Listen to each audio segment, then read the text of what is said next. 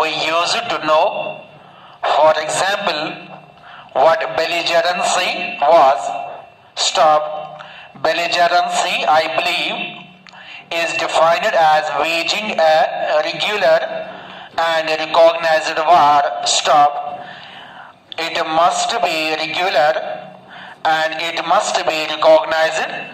Otherwise, I suppose it is guerrilla fighting. Stop. Which is not belligerency. Stop.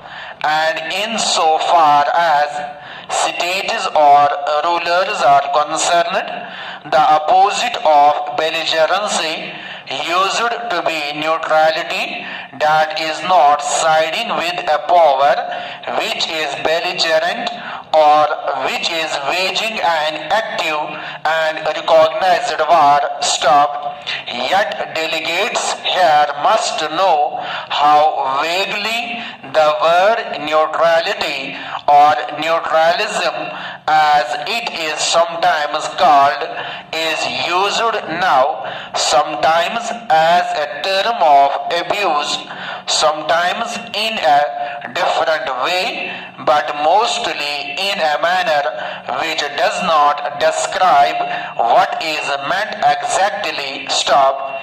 As I understand the terms belligerency and neutrality in relation to powers refer to a state of war or to countries not joining a war. Stop. But as everyone knows, these words are used even when there is no active war. Stop.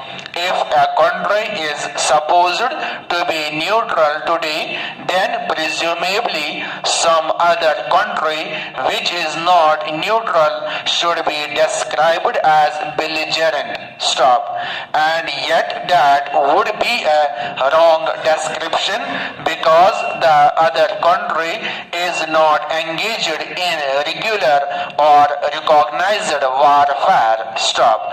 I do not quite know how international law or jurists of repute would define what is called Cold War, which is presumably some kind of suspensed belligerency. Stop. Para. All these developments create problems for politicians and statesmen. Stop. I do not suppose that juristic definitions solve such problems. Stop. Nevertheless, they might clear the air a little, and I hope that an eminent body of scholars and jurists will throw light on these terms so that at least our thinking may become straight. Stop. Para. As I said, we find today a return to some extent to the idea of the old Holy Alliance backed by military practice and economic measures. Stop. I should say that there is more than one Holy Alliance. Stop. Behind all this lies enormous danger to the world in case of war. Stop. I take it that international law is meant primarily to prevent war. Stop. Its purpose is to settle problems and disputes by methods other than war. Stop.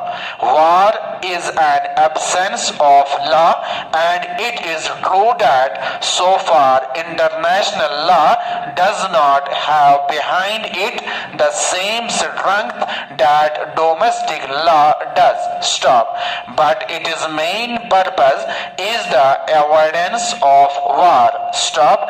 Almost everybody in the wide world dislike the idea of war today because it is so dangerous. Stop. How can jurists and lawyers help in the avoidance of war?